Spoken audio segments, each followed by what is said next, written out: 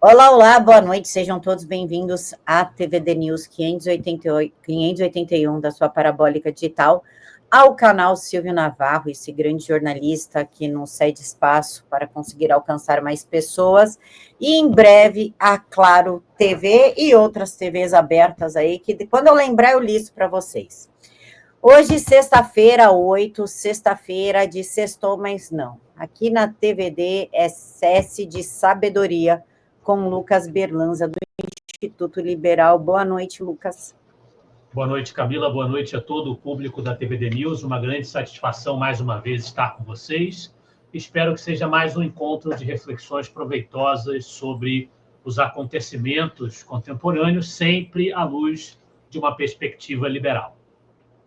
Em decorrência da morte de J.R. Guzzo no sábado passado, foi por isso que não teve a live do Lucas com o Silvio, mas nós já estamos agendando uma nova live. Assim que o Lucas parar de deixar de ser nômade, aí a gente consegue marcar uma live com ele, que o Lucas, ele é nômade, ele não tem casa, ele fica cada dia num canto diferente. Aí a gente consegue. E para começar, Lucas, eu só quero indicar o Instagram do Instituto Liberal, que é para quem está atrás de uma informação verdadeira, sem desinformação, sem lado, sem fake news. A informação pela informação e informação rápida. Então, aqui tem os cards, os cortes, frases de pessoas que tiveram grande relevância, como Hayek, curiosidades. Então, aqui, para quem quer estar bem informado, sem viés e sem histeria, Instituto _Liberal, no Instagram. Agora sim, Lucas, vamos começar, porque o Brasil está pegando fogo, como diz aqui o artigo do Bernardo Santoro. Aí, viu? Falei certo, não falei Rodrigo Santoro. Estamos evoluindo. O Bernardo Santoro, a tempestade é real. Moraes Barroso e o colapso das garantias legais. Tem denúncia da USAID, tem denúncia do Schellenberg, tem a prisão do Bolsonaro. Meu Deus do céu, a lei magnetista. Ô, Lucas, vamos começar, vai. Já que o Bernardo fala aqui das sanções dos Estados Unidos da lei Magnitsky, né? Magnitsky. Também, se não for, vai passar a ser. Magnitsky, tá certo, agora tá certo. Magnitsky. Viu? Eu estou evoluindo. O Luiz Roberto Barroso, né, afirmou em coletiva para a imprensa que a corte age dentro dos limites constitucionais e que as acusações seriam uma tempestade fictícia. É uma fala grave e falsa. De fato, é grave e ainda mais falsa depois de tudo que veio à tona essa semana.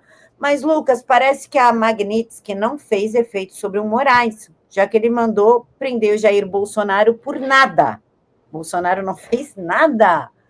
Qual que foi o efeito da Magnitsky e o que você tem para dizer a respeito do texto aqui do Bernardo?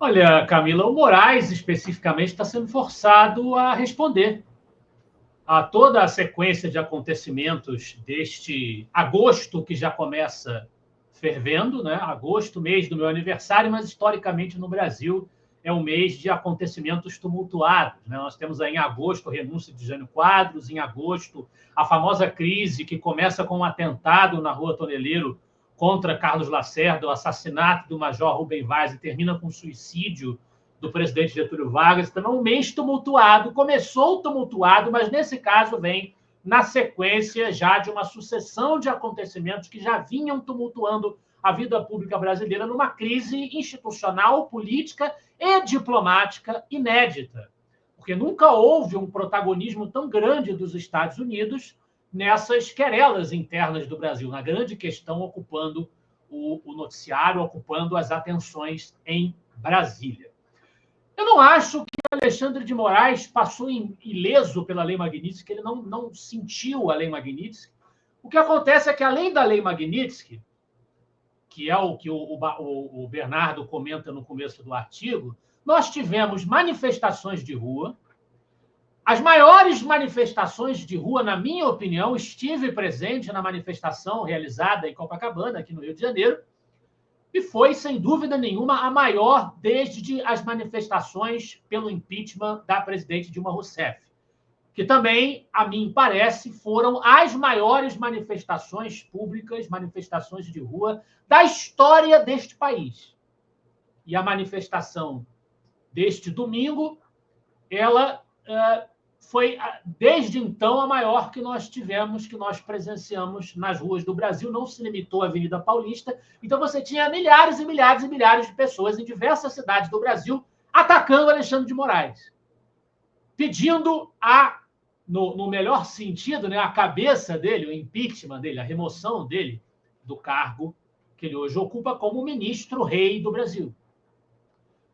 Ao mesmo tempo, nós tivemos um vazamento de informações sobre os trabalhos de Alexandre de Moraes, trabalhos, entre aspas, de Alexandre de Moraes e seus colegas, para arregimentar os alvos das suas investigações e das suas condenações, levando em consideração, arquitetando os caminhos que eles iriam seguir com base em opiniões dos alvos expressas em redes sociais, que é a continuação da famosa vaza-toga, que foi aí um trabalho do Eli Vieira e do Davi Agape, que eles divulgaram internacionalmente. Michael Schellenberger também fez a repercussão disso internacionalmente, mostrando os procedimentos autoritários do Moraes e companhia durante essas investigações, esses processos. Então, isso tudo pega muito mal para o Moraes. Você tem as ruas do Brasil em verde e amarelo, com imagens que naturalmente circulam o mundo, esbravejando contra ele.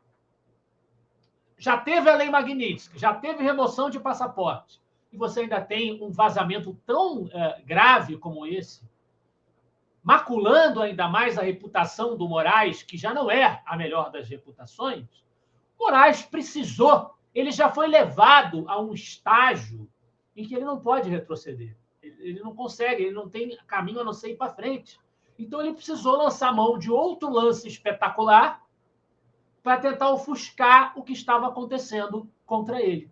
E, por isso, ele resolveu decretar essa ridícula prisão domiciliar do ex-presidente Jair Bolsonaro, que, na verdade, a meu ver, eu já falei isso aqui nos últimos programas, a meu ver, já estava preso.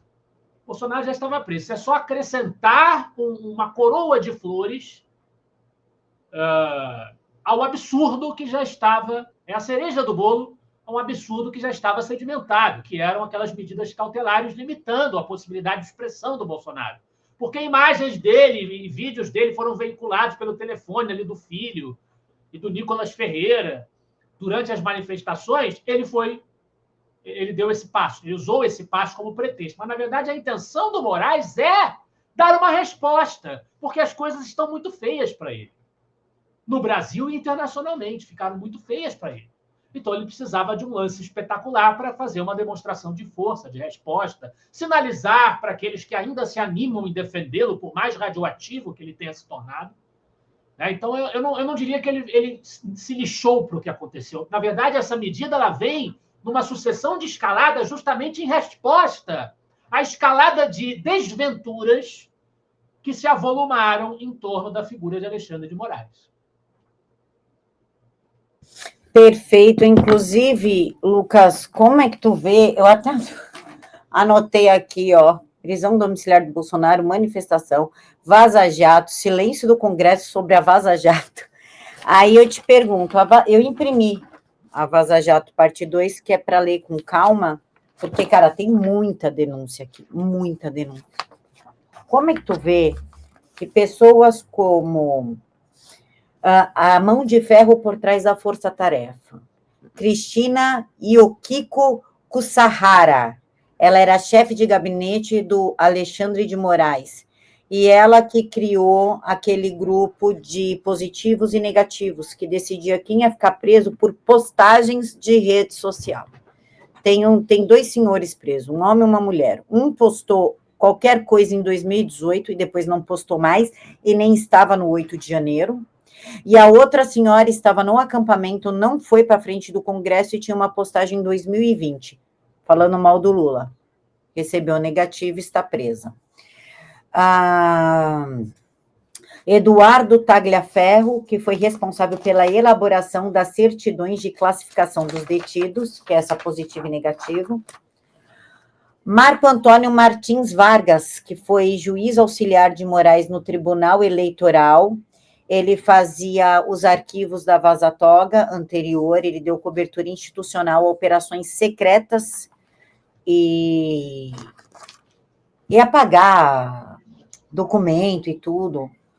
E o outro é o Ayrton Vieira, assessor judicial de Moraes no Supremo Tribunal Federal. Ele deu instruções detalhadas de como falsificar a origem de documentos e relatórios para justificar prisões e proibições de conteúdo, coordenou a censura extraoficial e pediu a criação de e-mails anônimos para aquecer as denúncias. Ele reconheceu a ilegalidade no esquema e temia ser exposto, o que acabou acontecendo. Essas pessoas estão soltas. Tagliaferro saiu do Brasil, se voltou contra Alexandre de Moraes, teve até suas contas bloqueadas. Mas a Cristina, que é chamada de bruxa, o apelido dela é bruxa mesmo, Cristina Kussahara, o Marco Antônio e o Ayrton Vieira estão livres, leves e soltos, sem responder judicialmente, com silêncio total da mídia e do Congresso. Como é que tu vê isso daí? Camila, Eduardo Tagliaferro, como você mencionou, foi fazer barulho no exterior contra o seu ex-chefe e colaborou aí para que houvesse esse vazamento, que a gente tem que reconhecer aí o trabalho jornalístico do Eli Vieira, que vem sendo ele e o Davi Agape, o seu parceiro também, vem sendo baluartes aí na defesa da liberdade de expressão. Eli Vieira a gente chegou a trazê-lo para fazer um relatório também em nome do Instituto Liberal, com notícias relativas a cerceamento de liberdade de expressão no Brasil nos últimos anos, desde 2019, que consta esse relatório aí do material que a gente enviou para a Relatoria pela Liberdade de Expressão da OEA, do senhor Pedro Varga, que até hoje nós não tivemos retorno sobre isso, né, ainda, embora o governo dos Estados Unidos esteja agindo em relação ao autoritarismo brasileiro com essas medidas, como a aplicação da Magnitsky. Mas a verdade é que o que a gente está vendo nesses últimos dias não é novidade absoluta. A gente viu essa Vaza Toga, a continuidade da Vaza Toga, e a gente viu também a manifestação do ex-secretário do Donald Trump, o Mark Benz, né, no Congresso brasileiro, ele fazendo uma transmissão em vídeo, denunciando o investimento da USAID, o investimento do Departamento de Estado norte-americano, junto a agências verificadoras de fato, agências de checagem, influenciadores, comunicadores, Rede Globo, empresas de mídia, para influenciar o TSE, para influenciar, criar uma máquina de discurso de censura para influenciar o debate público brasileiro a favor da eleição de Luiz Inácio Lula da Silva. Eles que tanto falam em soberania agora, porque nunca acreditaram nisso, eu já disse isso no programa passado e repito, soberania não é um valor que interessa à esquerda brasileira, mas agora está interessando para eles poderem colocar a atenção do público neste inimigo em comum da nação brasileira, que seria o Donald Trump. Mas e o Joe Biden, que de fato patrocinou o governo dele, ao que tudo indica, a gente tem que acompanhar o desenvolvimento aí das evidências que o Mark Ben está apontando e denunciou no Congresso, que ele de fato, patrocinou-se, através das estruturas do Departamento de Estado americano, uma interferência no cenário político brasileiro. Não seria isso também uma violação de soberania? Mas tanto isso quanto a questão da Vaza Toga não eram absolutas novidades. O que aconteceu foi que houve novas vozes se manifestando em novos espaços, trazendo novamente, no momento oportuno, os holofotes para esses temas. Mas a informação de que havia manipulação de rede social com o investimento norte-americano já tinha sido disparada há algum tempo atrás, e a questão da Vaza Toga é uma continuação. Na verdade, isso foi um material que tanto o Agape quanto o Oliveira tentaram por muito tempo que emissoras tradicionais da mídia brasileira compartilhassem esse material, o que não fizeram, o que prova que a gente tem uma grande imprensa no Brasil, ou conivente, cúmplice, como o Mark Benz parece indicar em relação à Rede Globo, ou covarde, com medo de publicar matérias que são claramente nocivas à reputação já esmagada, já vilipendiada por ele próprio, né, do Alexandre de Moraes e, claro, também dos seus colaboradores. Como você bem disse, ainda estão ilesos, em sua maioria, pela colaboração que deram a essas manobras para incriminar pessoas pelo seu discurso, pela sua posição política. A gente já sabia, a gente já tinha visto trocas de mensagens que já tinham sido publicadas na primeira leva da Vaza Toga, dando conta de que era preciso inventar saídas criativas para incriminar a Revista Oeste na ausência de fatos. Então, isso tudo, esse escândalo, ele é um escândalo que recicla, que dá continuidade, que desenvolve bases que nós já tínhamos, mas que acabam sendo sepultadas na retórica dos meios de expressão oficial, que chamam a atenção para outras coisas. Caem nas manobras do próprio Moraes, que, repito, mandou prender domiciliarmente Bolsonaro nesse momento, justamente no dia em que era para a imprensa estar falando abusivamente da Vaza Toga. No mesmo dia, ele resolveu fazer esse lance espetacular. Se você me permitir, Camila, temos aí uma síntese do que a gente encontra nesses documentos da Vaza Toga. A gente encontra nos arquivos. Mas o microfone é teu. Você quer que eu suba o arquivo PDF para eu ir falando ou não precisa? Não precisa, é só uma síntese. Eu não vou ler nada que está ali diretamente. Tá. Mas a gente tem ali no documento a menção à existência de um grupo secreto no WhatsApp que coordenou, né, segundo os dados que a gente consegue ver nos registros, nas imagens que eles estão divulgando, a produção de certidões de inteligência para incriminar suspeitos. A gente tem a detenção prolongada de manifestantes enquanto as suas redes sociais eram vasculhadas por evidências de discurso político. Não é evidência de um crime que tenham praticado, é evidência do que eles estavam falando. Vocês estavam falando mal do Moraes, falando mal do governo Lula, falando mal de urna eletrônica, do que fosse. Isso era um dado a ser utilizado para incriminar essas pessoas, para considerar mais grave ou mais interessante, do ponto de vista das investigações, aquele alvo específico, porque se manifestou politicamente desta ou daquela maneira. O que uma estrovenga dessas tem de jurídico, Camila? É o que eu pergunto a você que nos assiste. O que isso tem de jurídico? Onde estão os direitos fundamentais se a estratégia utilizada é essa? Também a utilização de discursos e postagens online, que é o que eu estava falando, como prova criminal, em vez de ações concretas. A negação de acesso de advogados de defesa aos materiais probatórios. E aí, mais uma vez, a gente é obrigado a falar das entidades advocatícias que assinam manifestos contra Donald Trump, manifestos pela soberania. E os direitos dos advogados dessas pessoas? Cadê o ai que elas falam sobre isso? Ou não falam nada? Não dizem nada, se mantêm em silêncio diante desse abuso contra a prerrogativa dos advogados, que supostamente essas entidades representativas existem para defender. O uso de um banco de dados biométrico supostamente sem respaldo legal para identificar e localizar suspeitos.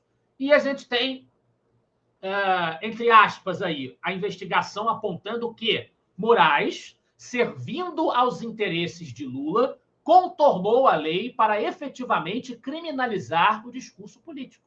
Sua repressão judicial excessiva contra os manifestantes ajudou a legitimar a narrativa completamente falaciosa, completamente desconectada da realidade, de que o 8 de janeiro foi uma tentativa de golpe coordenada, uma narrativa central, inclusive, para o processo em andamento do tribunal contra Bolsonaro. E aí o Ágape, no seu Twitter, né, no seu X, que é como se chama o Twitter hoje, destacou que há casos absurdos nas prisões e lembrou que os critérios para manter alguém preso, prestem atenção, para manter alguém preso, atrás das grades, incluíam seguir páginas de direita, criticar Lula ou o STF, ou postar alguma coisa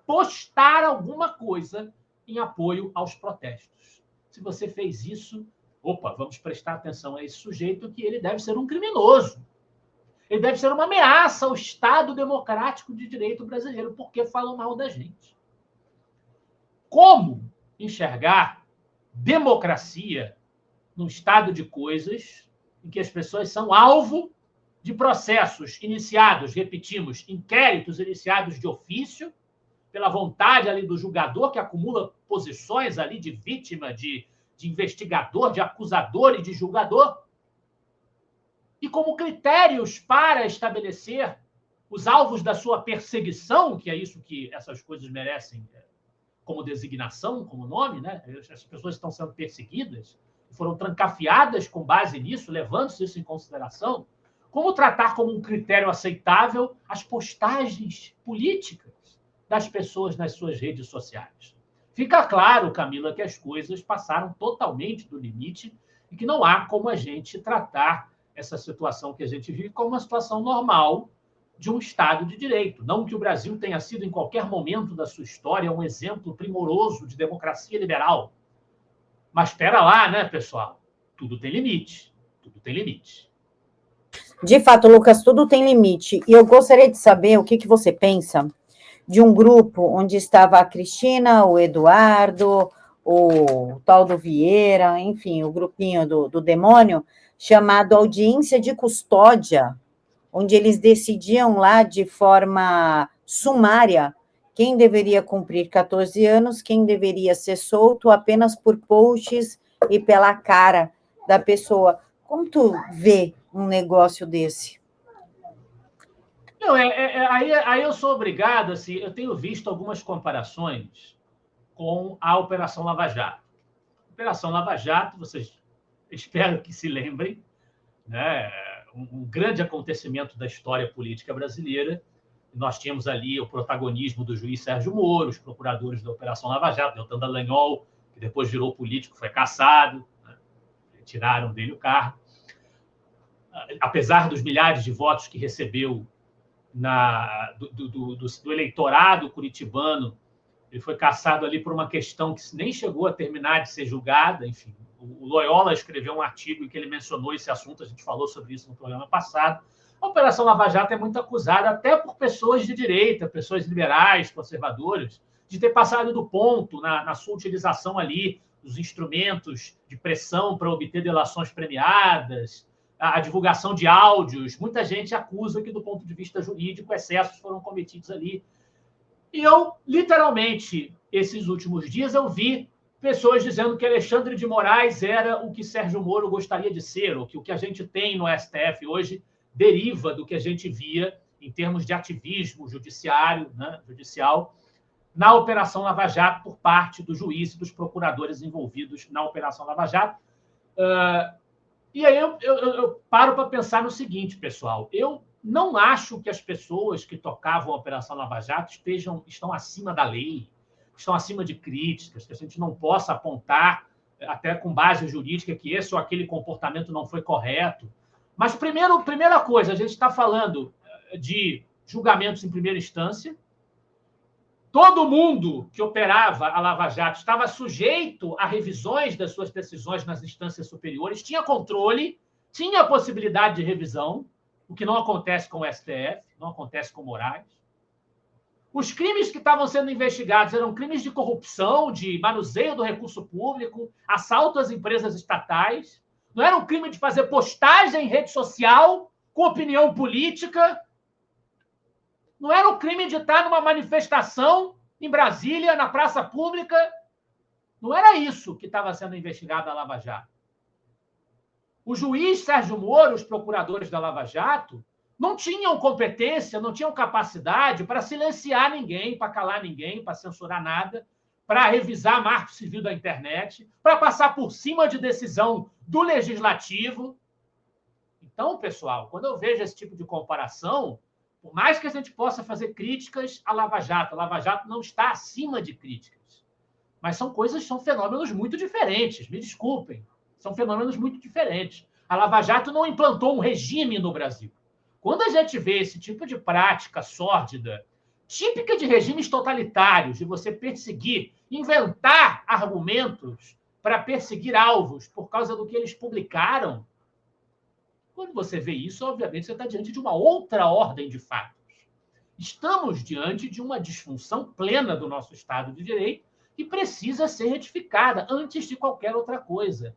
É urgente que nós consigamos restaurar um mínimo de obediência às regras do jogo, que são os instrumentos necessários numa sociedade que se pretenda liberal-democrática para que haja alternância saudável de poder e para que as diversas opiniões estejam organizadas e se expressando sem recorrer à força, ao arbítrio, à violência, que é tudo que a gente quer evitar. Então, como eu vejo isso? Eu vejo como o suprassumo da degradação do Estado de Direito, que é o grande acontecimento, infelizmente, do nosso tempo.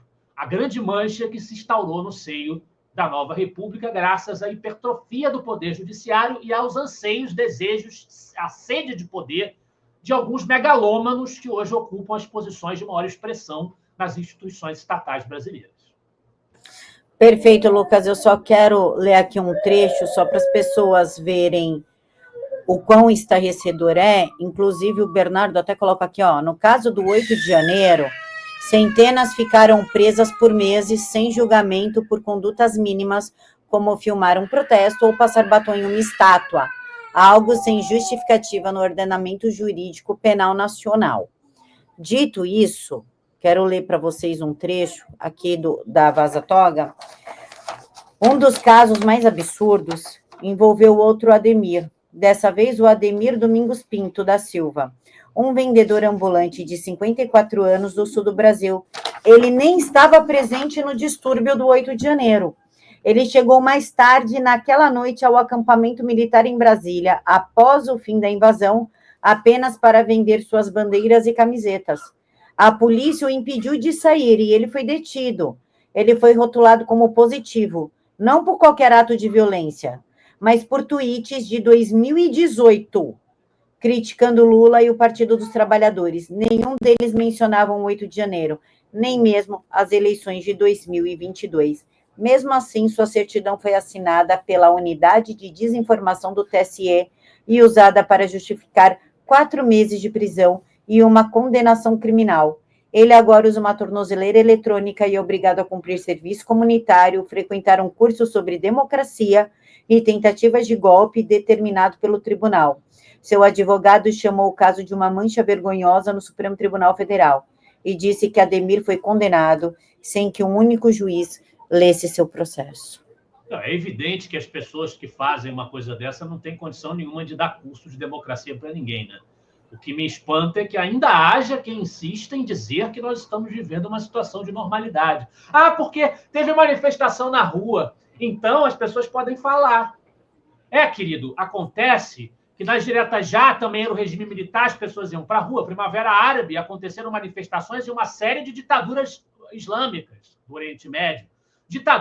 Manifestações acontecem na Venezuela também. Manifestação, eu não estou dizendo que a situação brasileira é igual à situação desses regimes, até porque cada regime autoritário é diferente do outro. Se a gente pegar as experiências políticas autoritárias da história do próprio Brasil, República da Espada, Estado Novo, regime militar e a juristocracia que nós estamos vivendo hoje, que, na minha opinião, sim, se enquadra como um ciclo de autoritarismo, cada uma delas tem características bastante diferentes uma da outra. Não são iguais. Mas o fato de haver manifestação na rua não significa que não haja uma estrutura institucional arbitrária decidindo com base com perdão da expressão, Camila, relativamente vulgar, com base na bunda, que é a palavra que a gente pode usar aqui para expressar efetivamente isso aí que a gente está abordando, né? Se aquilo ali é aceitável, o discurso de alguém, a opinião política de alguém é aceitável ou não. Não tem base isso em nenhum alicerce jurídico previamente estabelecido, que é o que a gente espera de um Estado de Direito. Então, assim, não é porque teve gente na rua que pôde fazer manifestação, que é um tanto difícil num país continental como o Brasil você colocar milhares e milhares e milhares de pessoas na cadeia porque elas foram para a rua com faixas ou camisetas. É um pouco complicado até de operacionalizar isso. Nosso Estado, eu acho que nem teria competência para uma coisa dessa. Não é porque houve isso que não há também esses absurdos que a Camila acabou de ler para vocês. Essas pessoas que nem estavam presentes, presas por causa de postagem de 2018, levando em consideração postagem de 2018, desses julgamentos draconianos. Não é porque eu pude ir para a rua me manifestar, porque eu não recebi nenhum processo até agora, que eu não sei que tem gente que está recebendo. Que, na cabeça desses megalômanos autoritários são os alvos que eles acharam prioritários e mais palatáveis dentro da narrativa que eles construíram para justificar o próprio poder de atingir. É porque eu não estava, nem estaria naquela manifestação de 8 de janeiro. Não tinha relação com aquela manifestação, não apoiava aquela manifestação, não apoio aquela manifestação. Então, fica um pouco difícil enquadrar, enfim, Camila, qualquer um de nós na narrativa, que especificamente se volta contra aquelas pessoas. Mas não é porque não aconteceu com a gente que a gente vai deixar de ver. Fecha o olho, não aconteceu comigo, o meu vizinho que se dane. Tá tudo normal, tá tudo lindo, porque comigo, em mim não chegou. Nosso raciocínio não pode ser assim. Acontece com um cidadão brasileiro o arbítrio. Todos estão em risco. Ninguém tem segurança. E é isso que importa. É isso que determina se nós estamos sob arbítrio ou se nós estamos num regime aberto. É que nós tenhamos segurança de que o que a gente diz, a expressão das nossas posições, isso não vai ser determinante para a gente sofrer punições, reprimendas, com base em vontade absolutamente subjetiva de julgadores que são tudo menos neutros, menos imparciais. É isso que determina se trata ou não de uma sociedade aberta. Não é o fato de ter gente na rua fazendo manifestação. Existem situações autoritárias em que manifestações são possíveis, elas acontecem. Está cheio de exemplo por aí na história, inclusive no Brasil. Passeata dos 100 mil, 1968, regime militar. Direta já, 84, regime militar, governo militar. Que os mesmos que hoje dizem que está tudo lindo e maravilhoso, obrigado, vão dizer que era uma ditadura terrível e fascista. Mas tinha gente na rua em alguns momentos, ali, em alguns períodos do regime. Então, calma lá, gente. Vamos ter um pouco de coerência naquilo que a gente fala, né? Tu está querendo coerência de um povo que tem que ir 83, pelo amor de Deus. Não tem coerência nenhuma. Inclusive, Lucas, vou te mostrar um negócio aqui, mostrar para todo mundo.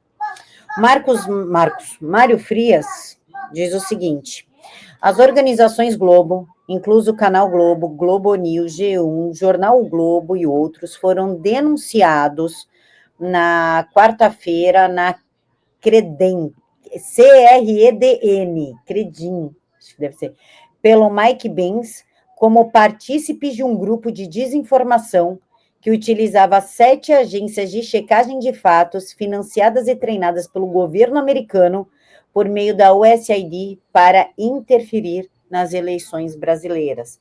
E aí nós temos o artigo do André Burger, que é vergonha.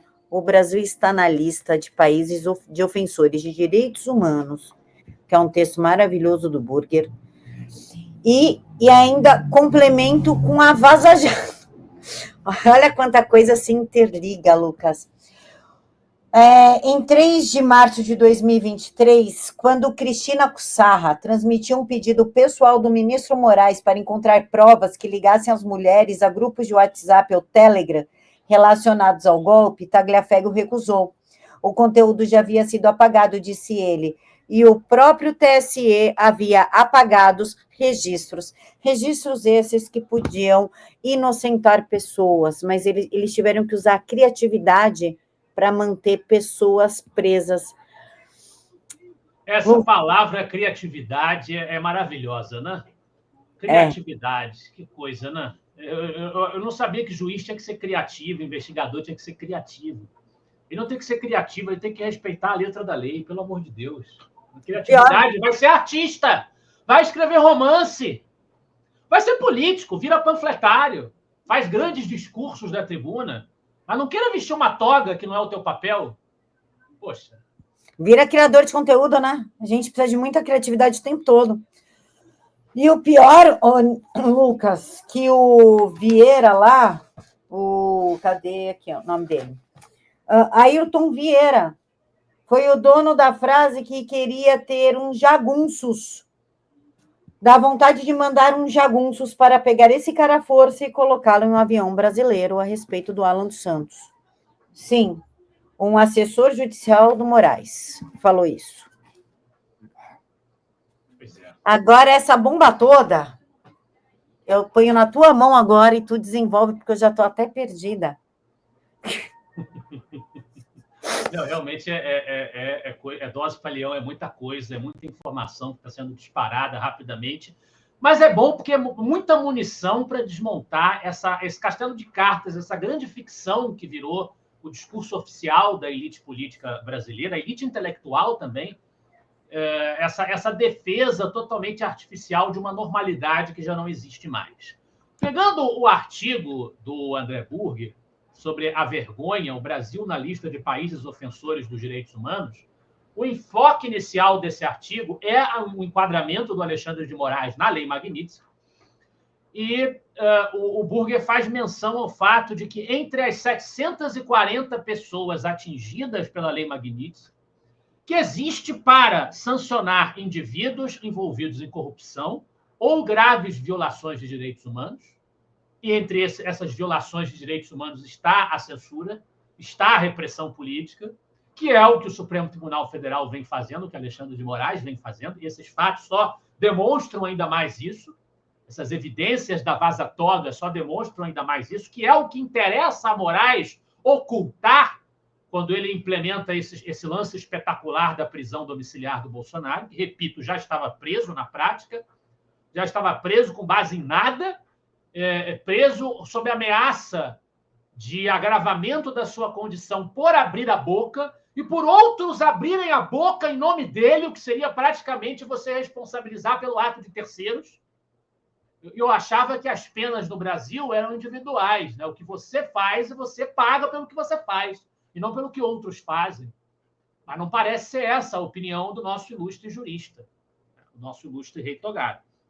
Entre as 740 pessoas atingidas pela Magnitsky, 145 ali são acusados de tortura, repressão política e censura. Um deles é o ministro do Supremo Tribunal Federal da República Federativa do Brasil, Alexandre de Moraes, alvo da Lei Magnitsky, o juiz da mais alta corte brasileira, ao lado de oligarcas da ditadura russa, chefes de milícia africana e censores do Partido Comunista Chinês no rol de ofensores da liberdade humana. Parabéns por essa conquista, estar nessa seleta lista só de gente boa, esse prêmio que recebeu, essa honraria recebida pelo nosso caríssimo Alexandre de Moraes, como recompensa pelos serviços prestados a essa pseudo-democracia de que ele se tornou o grande baluarte. Mas não para por aí, não para por aí. O Burger faz um elenco de infâmias a que o Brasil se sujeita, graças à conduta das suas autoridades e à lógica pela qual funciona o seu Estado inchado, o que é um estímulo à corrupção, um estímulo aos desvios de função, aos abusos de poder. Quando você dá mais tamanho e dá mais poder à máquina estatal, você incentiva esse tipo de comportamento. E aí o Burger relaciona que, obviamente, nós temos um presidente da República condenado em 3 instâncias, preso e depois solto por decisões que beiraram o contorcionismo constitucional, com o beneplácito do STF, que anulou as condenações com argumentos processuais, não discutiu o mérito, não discutiu se o sítio de Atibaia, o triplex no Guarujá, tudo aquilo era verdadeiro ou não, existiu ou não, o Petrolão existiu ou não, o Mensalão existiu ou não, não importa. Questões técnicas foram o que manteve Lula fora da prisão, retirou o Lula da prisão a tempo perfeito, exato, de ele concorrer à presidência da República e derrotar Jair Bolsonaro em 2022, com o apoio da USAID e de Joe Biden, de acordo com Mark Benz. É o que está sendo denunciado no nosso Congresso, né, a essa altura. No Executivo, entre os 37 ministros que compõem o governo federal, 19 enfrentaram investigações na Justiça. Mais da metade com denúncias por improbidade, corrupção, lavagem de dinheiro e outros delitos da prateleira premium do Código Penal, como diz o nosso André Burger. No STF, poucos são os ministros que não têm familiares com escritórios de advocacia atuando na própria corte, em causas no próprio STF. Uma promiscuidade institucional é a expressão usada pelo Burger. Os ministros chegam a relatar processos em que estão envolvidos os escritórios dos seus cônjuges ou dos seus filhos. E eles estão julgando. Estão julgando. Como é que não se vê conflito de interesse numa situação dessa?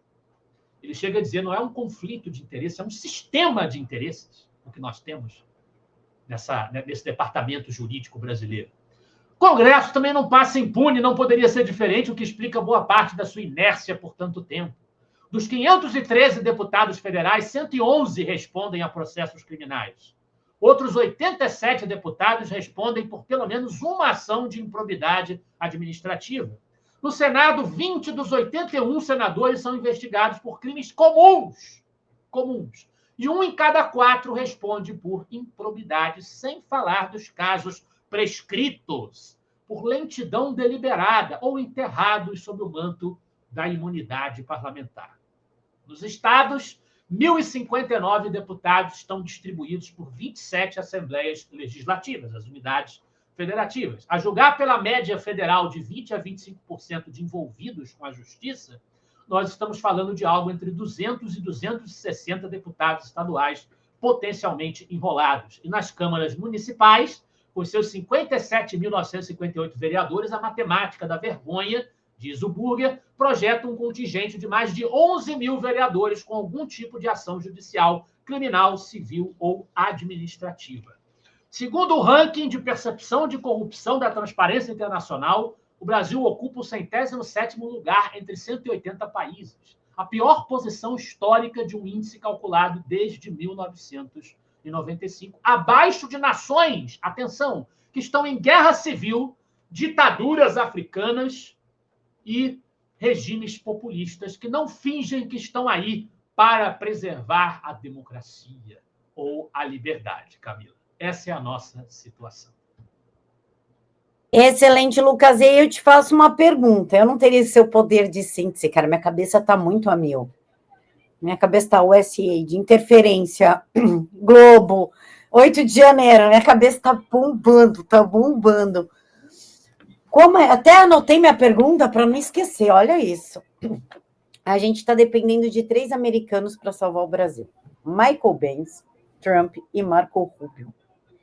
Como é que tu vê a gente depender de 3 americanos quando a gente tem 513 deputados e 81 senadores? Tomando emprestado o título, e a palavra mais repetida no artigo do André Burger é uma vergonha. Uma vergonha que a nossa sociedade, de maneira geral, as instituições da nossa sociedade civil e principalmente os nossos representantes no parlamento, onde nós temos uma oposição robusta, em teoria. Em teoria, nós temos uma oposição robusta.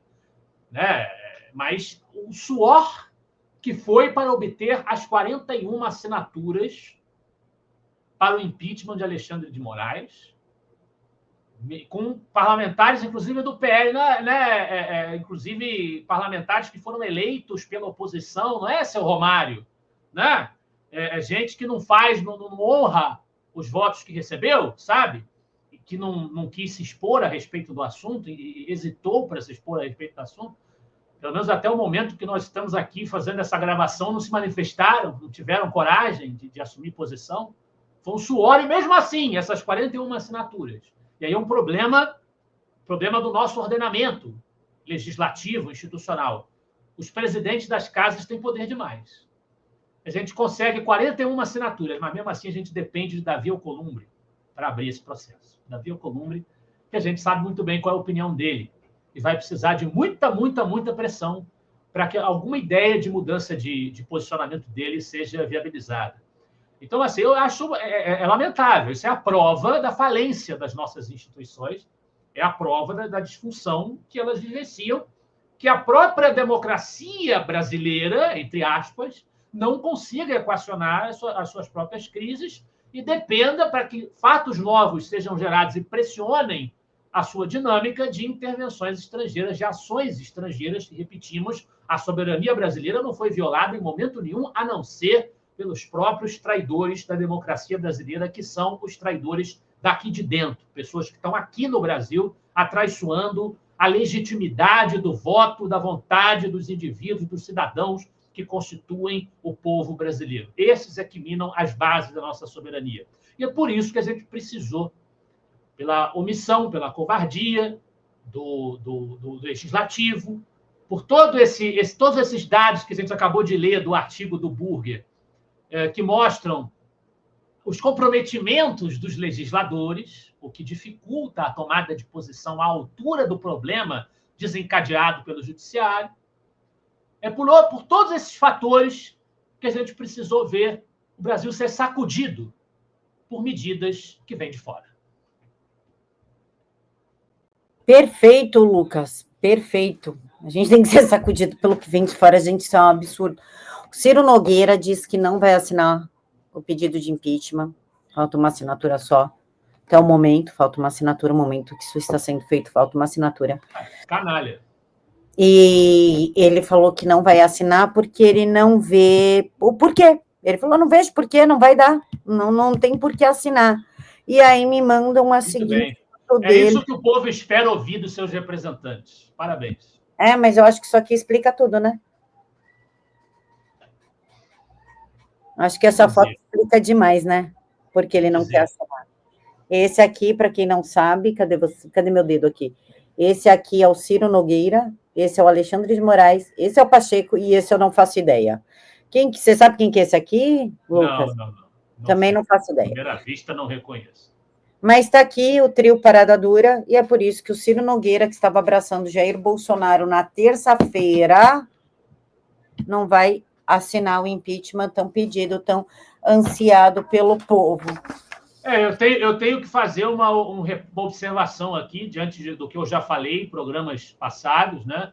Pelo menos o Flávio Bolsonaro, que vinha com um discurso patético de que não é hora, não é o momento, não podemos, não temos que ter paz e amor com os ministros do Supremo, com o Moraes, não adianta, impeachment não serve para nada. Pelo menos o senador Flávio Bolsonaro resolveu tomar tenência diante, naturalmente, da voz do povo brasileiro, da voz da oposição brasileira nas ruas. Ele resolveu tomar tenência e se manifestar, assinar ali, virtualmente, ali, a sua concordância em relação à abertura do processo de impeachment do Moraes. Então, fica aqui o meu reconhecimento de que Flávio Bolsonaro fez, enfim, a coisa certa, apesar do que ele vinha falando há bastante tempo.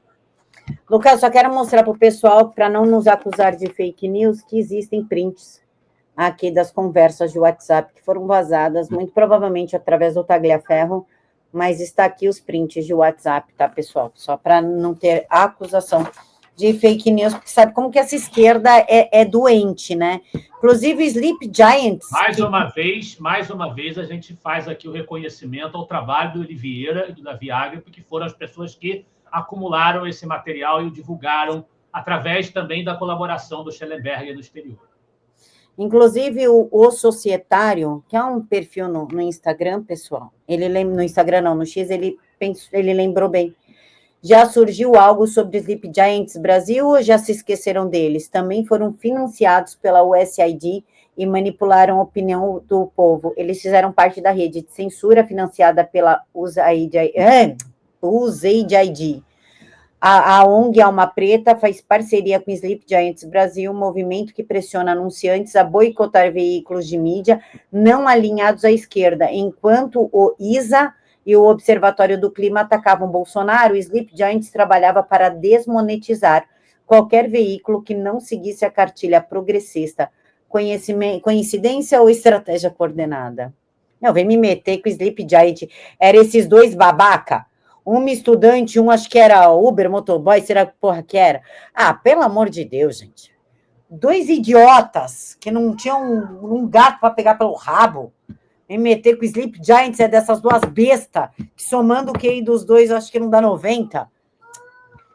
Eu ainda não tive tempo de examinar detidamente tudo o que o Mark Benz falou sobre essa rede que ele denunciou, que como eu disse, desdobramento de coisas que já tinham sido faladas antes, já tinha sido divulgada superficialmente essa possibilidade, essa informação, mas ele veio falar ao Congresso Brasileiro detalhando. Ainda não tive acesso a todos os detalhes, mas o que a gente já viu mostra que é uma coisa muito grande, né? Realmente, os grandes veículos do Brasil, as grandes agências de checagem, as grandes plataformas, elas estavam, ao que tudo indica, envolvidas nesse grande esquema que ajudou a impactar decisivamente o voto no Brasil, a eleição brasileira de 2022, e não podemos nos esquecer do TSE, é o grande personagem dessa história, que é uma instituição que nem deveria existir, TSE, uma excrescência peculiar ao Brasil, e que não só não deveria existir, como existindo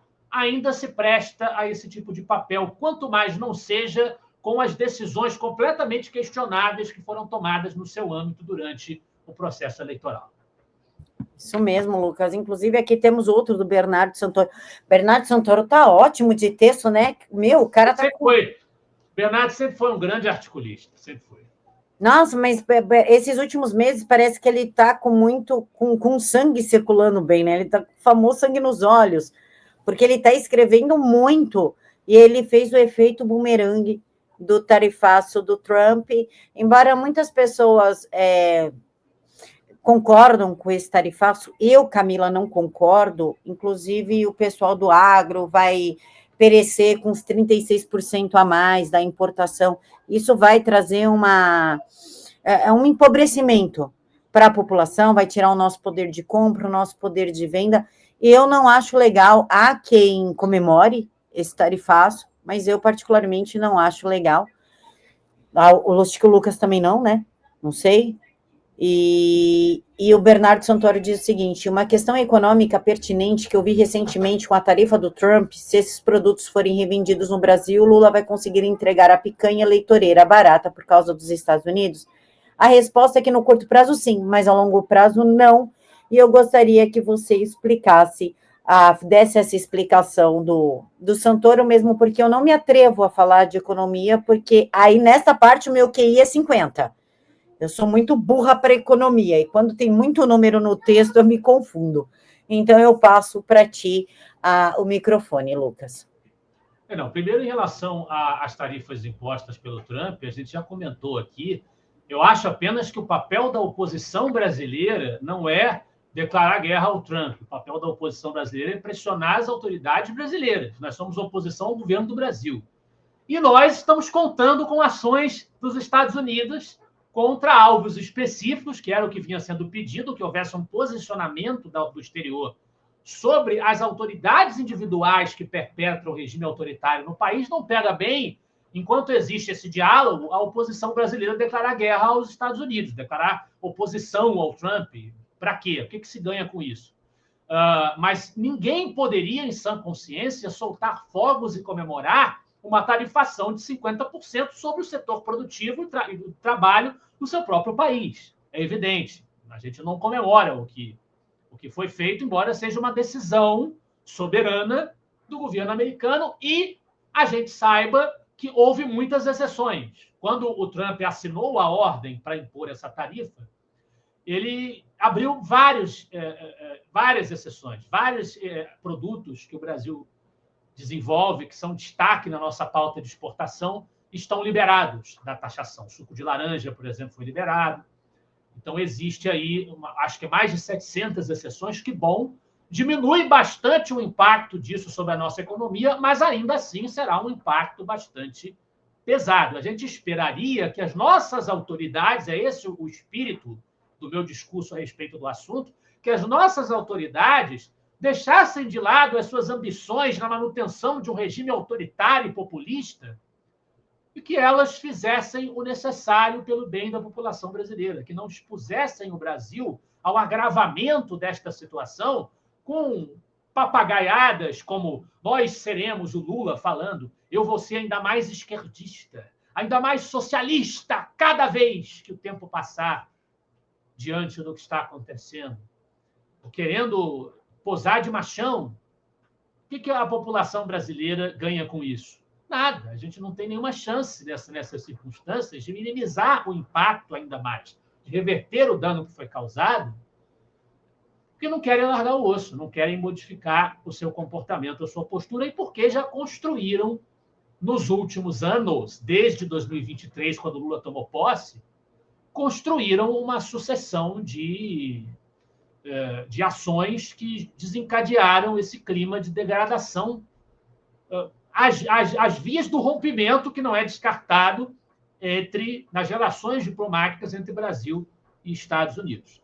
Muito bem, mas a explicação que o Bernardo dá no seu artigo é para aqueles que acham que a gente passa, apesar de a gente ter tido uma minimização do problema, ter sido atenuado com as exceções que Trump estabeleceu, tem gente que estufou o peito e falou: isso não vai nos atingir, isso aí não é nada, é um probleminha mínimo, não tem problema nenhum. E aí o Bernardo, no artigo dele, ele vai rebater isso, dizendo que, num primeiro momento, no curto prazo, a gente até se beneficia, aparentemente. Por quê? Porque aqueles produtos que vão deixar de ser exportados em função das tarifas, eles vão ser comercializados aqui no Brasil mesmo.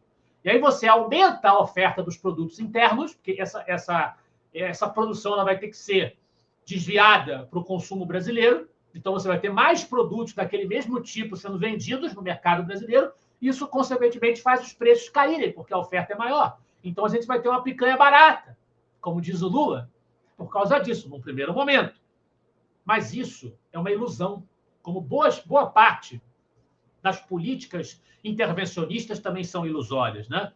Porque, no fim das contas, você perde um mercado muito importante, que é o mercado estrangeiro, o mercado, no caso, norte-americano, e essa capacidade que as empresas, que o setor produtivo brasileiro tem de exportar, né, para o exterior, isso viabiliza uma produção em escala. Você consegue produzir mais sabendo que você tem essa clientela no exterior. Isso dilui os custos fixos em um maior número de unidades de cada produto, né? Você consegue usar os fatores de produção, os instrumentos à sua disposição para produzir com mais eficiência, e você produz em maior escala. Sem essa demanda externa, isso mais cedo ou mais tarde vai arrefecer. Você vai perder ímpeto na sua produção e, com isso, os custos por unidade vão subir. Então, há, num primeiro momento, a possibilidade de uma redução de preços, mas depois o efeito será, novamente, de aumento desses preços por unidade. O país vai ficar mais pobre, né, e tudo fica mais caro, todo mundo vai pagar por uma escassez de produtos e por preços mais altos para o próprio consumidor brasileiro. Então, no fim das contas, a gente vai sim sentir os efeitos deste tarifácio do Trump. Mas eu queria chamar a atenção, Camila, antes de encerrar esse comentário, uma notícia que saiu na quarta-feira. O presidente Lula, mais uma vez, com a sua filosofia super profunda, né? O grande pensador que ele é, o grande homem público que ele é, o presidente Lula declarou: poderia taxar produtos americanos. Em resposta ao Donald Trump, mas não vou fazer. Por quê?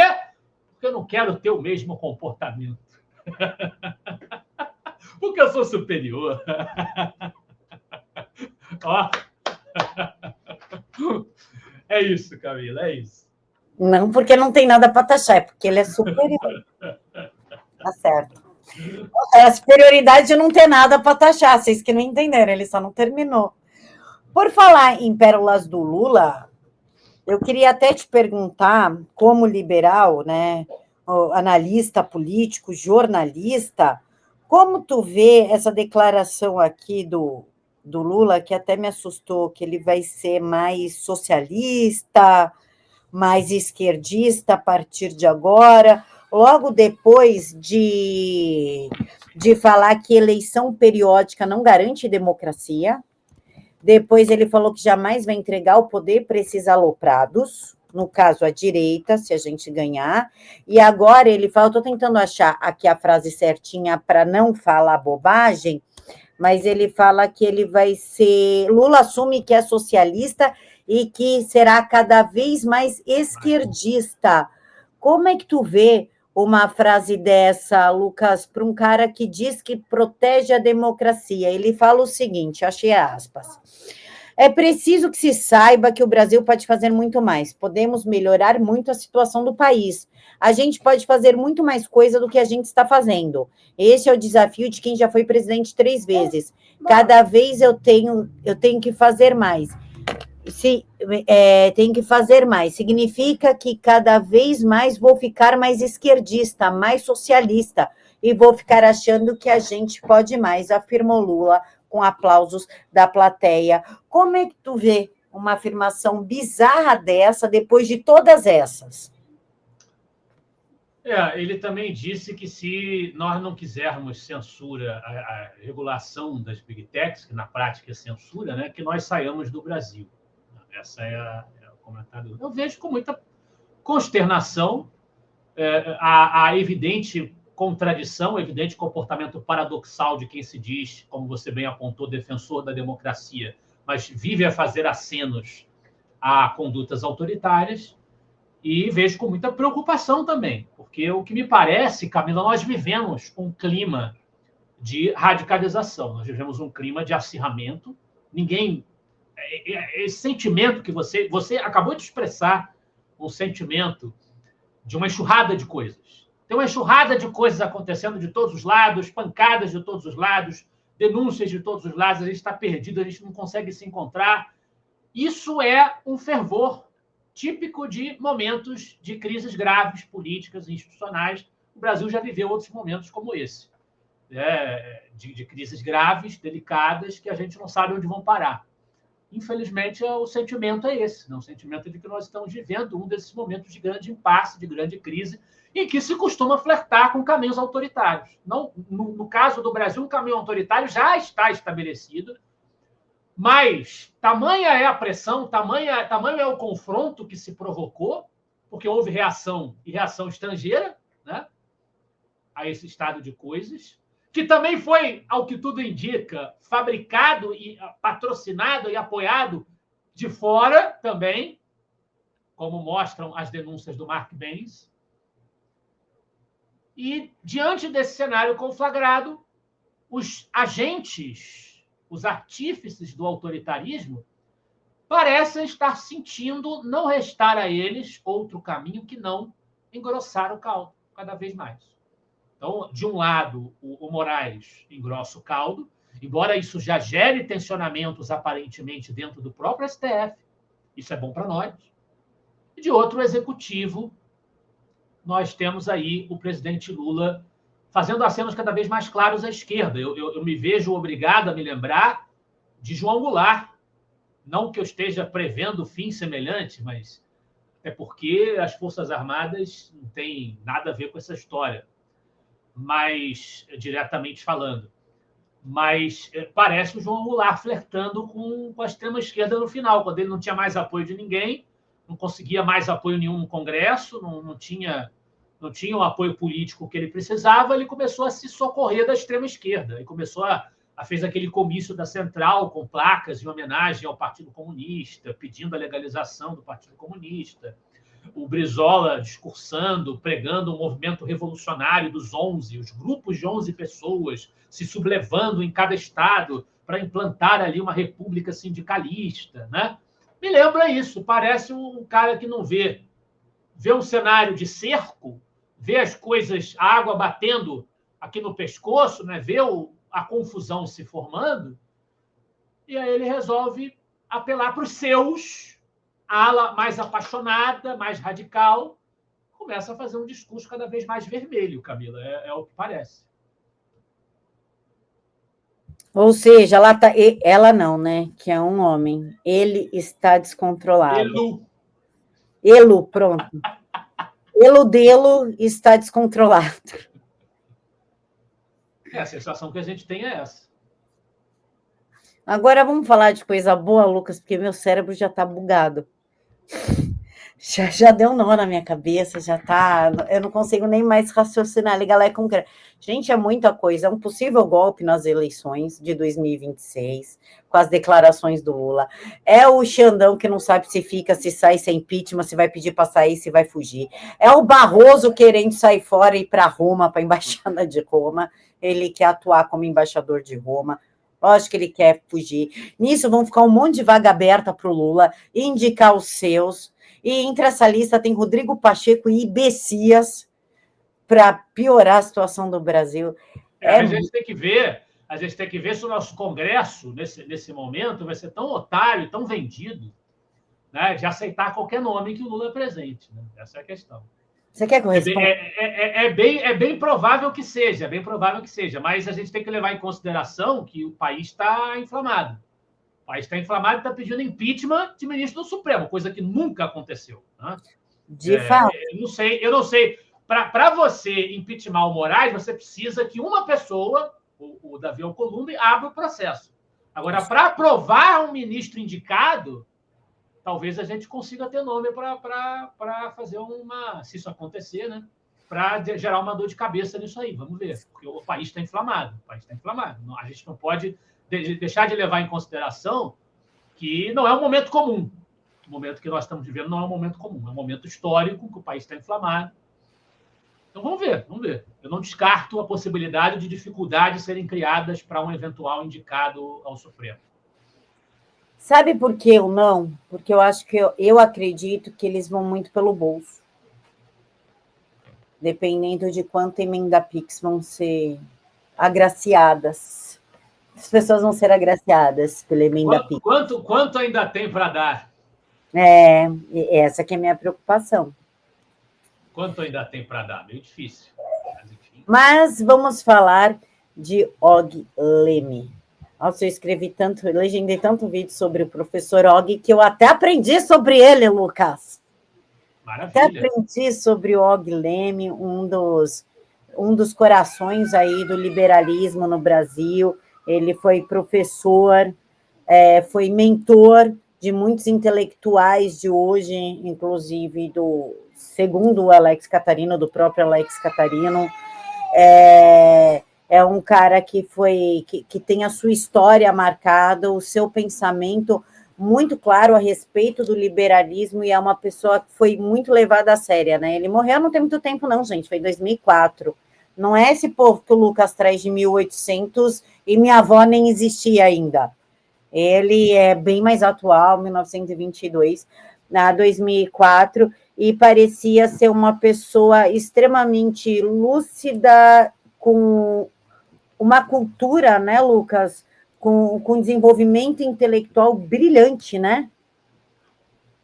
Infelizmente, eu nunca tive a honra de conhecer pessoalmente o professor Og Francisco Leme, mas conhecemos a história porque eu sou presidente do Instituto Liberal e não há como falar da história do Instituto Liberal, como a gente narra no nosso livro, o Instituto Liberal, 4 décadas em defesa da liberdade, sem falar do professor Og Francisco Leme, que foi um economista da Escola de Chicago, doutorou-se, estudou lá na Universidade de Chicago, e teve muitos mentores importantes, Frank Knight, Milton Friedman, e foi mentor de muita gente no Brasil, como você bem disse. Trabalhou dentro de um departamento do Ministério do Planejamento no governo Castelo Branco, quando nós tínhamos ali aquele famoso ministério de Roberto Campos e Otávio Gouveia de Bulhões, o Ministério do PAEG. Mas, na reta final, nas últimas décadas, por assim dizer, da sua vida, o professor Og Leme se notabilizou como o esteio intelectual do Instituto Liberal. O Instituto Liberal foi fundado por um empresário de origem familiar canadense, o Donald Stuart Jr., mas o grande acadêmico que chefiou a produção teórica do Instituto Liberal nos seus primeiros anos de existência foi o professor Og Francisco Leme. O professor Og Francisco Leme coordenou ciclos de debate sobre liberalismo, de introdução ao pensamento liberal, com vários professores que eram personalidades ilustres do movimento liberal da época, e deixou um legado que, em termos editoriais, é curto. Infelizmente, ele publicou pouco. Tem um livro sistemático dele, que é um opúsculo Entre os Cupins e os Homens, em que ele faz uma comparação entre a sociedade aberta e plural dos seres humanos e a sociedade geométrica, por assim dizer, fechada, dominada, em que cada um tem um papel bem estabelecido desde a nascença dos insetos, dos cupins, das formigas, né? As colmeias, as colônias. E você tem a rainha, você tem os zangões, você tem, né? É diferente do ser humano. O ser humano é mais criativo, o ser humano é mais diverso. Então, não tem esse desenho bem organizado, imposto por uma autoridade que possa, assim, estabelecer sobre a subjetividade e a diversidade humana. O ser humano é uma criatura, é um bicho diferente, né? Então, o professor Og se notabilizou por essa alegoria. E nós temos também alguns livros que reúnem editoriais e crônicas do professor Og, que foram lançados na época da presidência de Arthur Chagas Diniz, no Instituto Liberal, em 2011, se eu não me engano.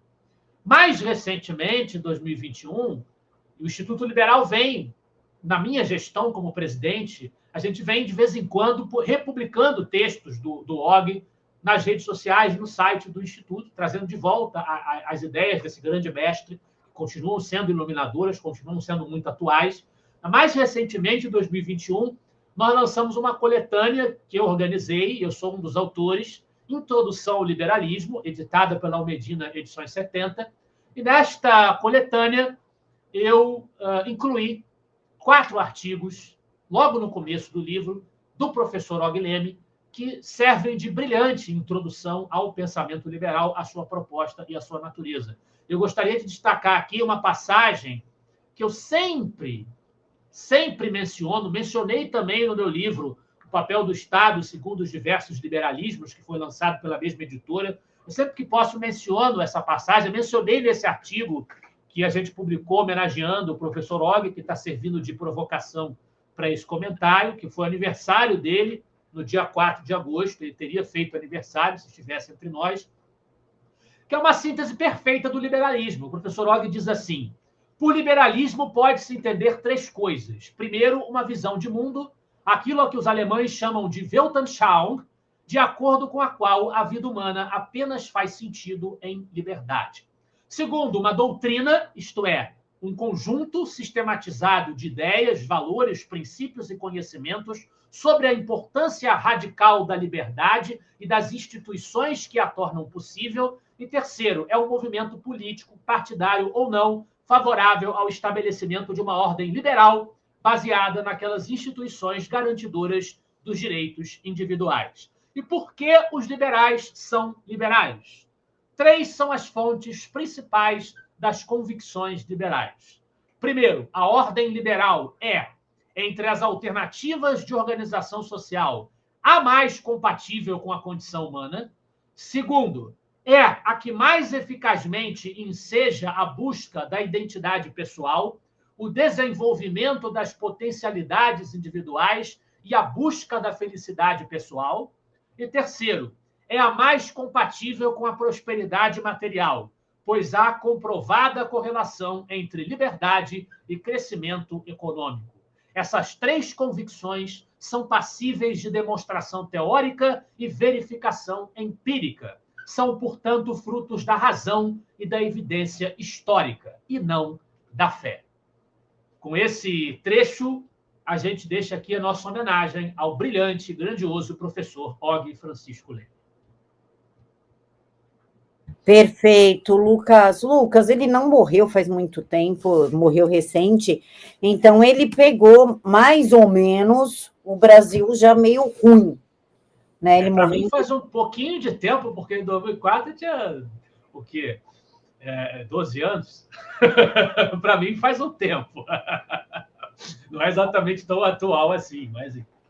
Eu era um baby, né? 2004 eu já tinha 24 anos. Era isso? Eu nasci de 85, 2005. Tinha 19 anos. Ele pegou o governo Lula, essa época. Ele saiu do... e pegou o comecinho. Tu sabe se ele fez algum comentário a respeito do governo Lula, do tipo, estamos literalmente ferrados?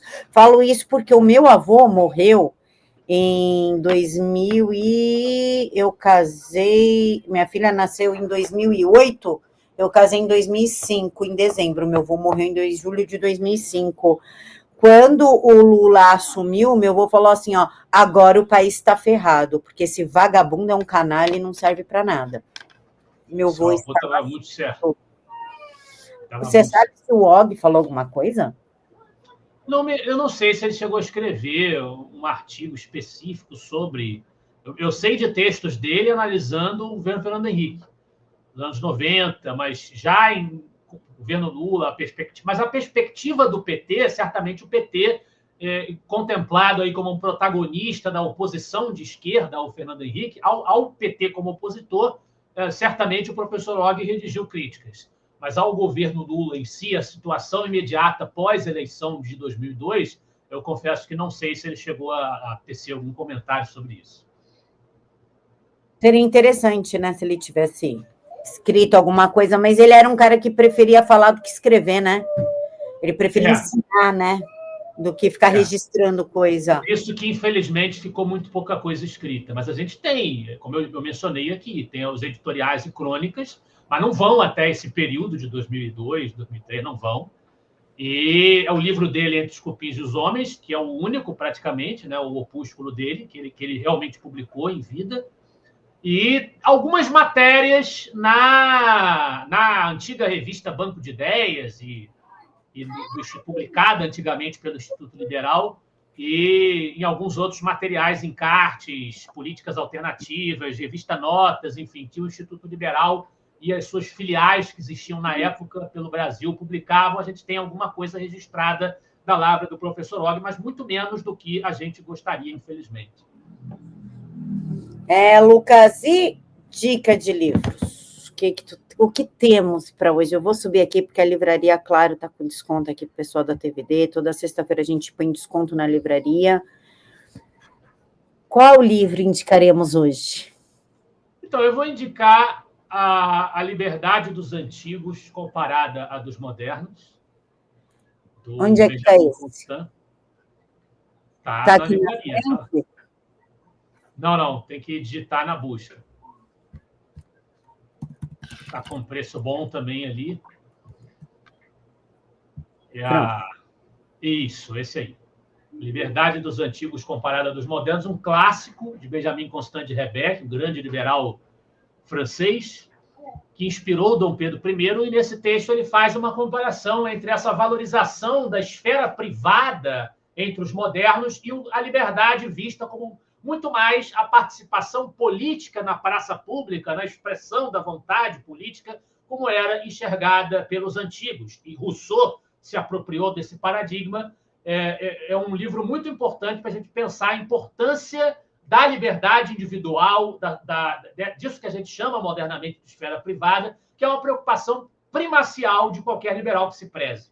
Então, uma leitura que foi influente no pensamento político brasileiro, sobretudo do Império. Então, fica aí a recomendação e também um convite, que ainda nesse mês, o de agosto, o Núcleo de Formação Liberal, que a gente realiza uma transmissão a cada mês sobre um tema, um autor, um assunto.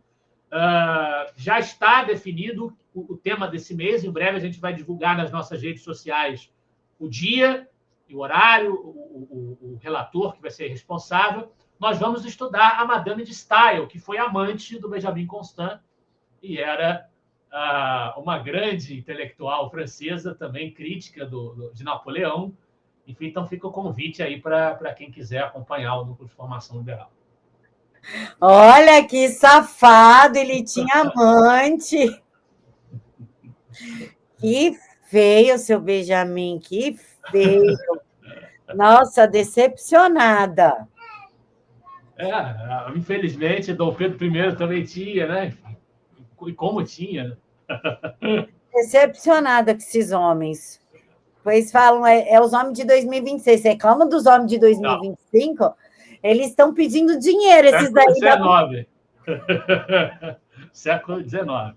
Mulherada está reclamando dos homens de 2025 que fica pedindo dinheiro, que fica pedindo Pix para dividir as contas.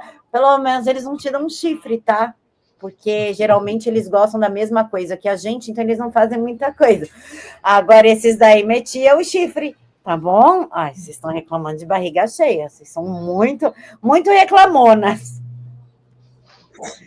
Lucas, os homens de 2019 estão complicados. As mulheres, houve uma inversão. As mulheres viraram homem, homem virou mulher, cara. É uma coisa muito bizarra. As mulheres estão sem noção, os homens sim. Então tá, né? Triste, né? Lucas, alguma coisa que a gente não falou, que tu queira falar, que eu esqueci de perguntar? Não, acho que, assim, se a gente pensar um pouco, a gente puxar pela cachola, parece mais, de tanta coisa que está acontecendo. Mas eu acho que por hoje é isso. Fiquemos atentos aos próximos acontecimentos. Eu estou com umas olheiras aqui de ficar acompanhando essas coisas, porque eles ficaram a madrugada toda grudados lá no Congresso. Meu WhatsApp aqui não para. O negócio tá pegando. E espero que a gente vença, né, Lucas? Espero que uma vez, desde 2018, que a direita vence. Uma só já estaria de bom tamanho que a gente vence e que a gente apoie os deputados. Agora, Lucas, não adianta a gente estar cobrando deputado, senador, cobrando, se a gente não está indo para a rua. Então, pessoal, esquece manifesta de domingo. Não é para eu ouvir música, confraternizar, tomar uma cerveja no fim. É para tomar as ruas de segunda a segunda. Porque não adianta os deputados estarem aí, inclusive se arriscando a serem presos, porque é assim que funciona o Brasil hoje, vai preso mesmo. E enquanto a gente está dentro de casa, não está nas ruas, não está se manifestando. Então, vamos se manifestar de uma forma séria, de segunda a segunda, não de domingo. Ah, mas eu trabalho. Tá, mas vai à noite, vai de manhã, vai no meio da tarde. Ninguém trabalha 24 horas por dia. E na época da Dilma, todo mundo trabalhava. Eu trabalhava e fazia faculdade e tinha tempo de ir para a rua. Então, basta querer. Povo, eu já tinha 2 filhos na época da Dilma. Tá? Então, basta querer que a gente consegue sim ir para a rua, né, Lucas? Então é isso, pessoal. Fiquem todos com Deus. Amanhã tem Silvio Navarro, às 11 horas da manhã, falando justamente sobre essa treta toda que está acontecendo no Brasil. Lucas, boa noite. Fica com Deus. Boa noite. Fiquem com Deus. Obrigado. Tchau, pessoal. Até amanhã.